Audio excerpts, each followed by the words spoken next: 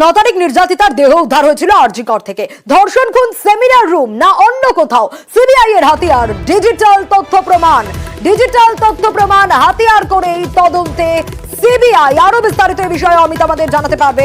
Amit, CBI এর নজরে কি কি রয়েছে? কেন এই কথা মনে হচ্ছে যে এই সেমিনার রুম নাকি অন্য কোথাও ধর্ষণ খুন? বারবার যে প্রশ্ন উঠে এসছে তদন্তকারীদের মনে, যে সেমিনার রুমে যেখানে দেহ পাওয়া গেছিল সেটাই কি ঘটনাস্থল, অর্থাৎ সেখানে কি ধর্ষণ করে খুনের ঘটনা হয়েছে নাকি অন্য কোথাও এই ঘটনা ঘটিয়ে সেখানে দেহ রাখা হয়েছিল? সেই সমস্ত সন্ধান চালাতে গিয়ে যে ডিজিটাল তথ্য প্রমাণ এই মুহূর্তে সিবিআইয়ের হাতে এসছে এবং সেই জায়গা থেকে তারা ইঙ্গিত পাচ্ছেন যে ক্যাজুয়ালিটি ব্লকের নির্দিষ্ট কোনো জায়গা তারা এখনো পর্যন্ত তাদের নজরে এই মুহূর্তে এসছে তদন্ত করতে গিয়ে।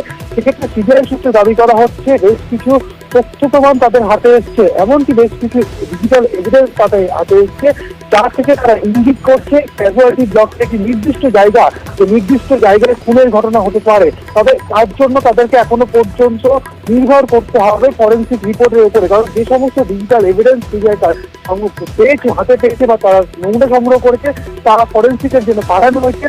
ফরেন্সিক রিপোর্ট হাতে এলেই তাদের কাছে স্পষ্ট হয়ে যাবে তারা যেটা সন্দেহ করছে যে ক্যাজুয়ালিটি ব্লকের কোনো একটি নির্দিষ্ট জায়গা যেটি এই মুহূর্তে তদন্তের স্বার্থে সিবিআই ডিসক্লোজ করতে চাইছে না, সেই জায়গাতেই হয়তো খুনের ঘটনা হয়ে থাকতে পারে। স্বাভাবিকভাবেই বারবার যে প্রশ্ন উঠে এসেছিল যে সেমিনার রুমে কি এই ঘটনা ঘটছে নাকি অন্য কোথাও, তার সেই জায়গা থেকে ডিজিটাল এভিডেন্স তারা যেটা পেয়েছেন সেই জায়গা থেকে একটা অন্য ক্যাজুয়ালিটি ব্লকের অন্য একটি স্থানের কিন্তু তারা ইঙ্গিত পেয়েছে, এমনটা কিন্তু সিবিআই সূত্রে খবর। বেশ হবে।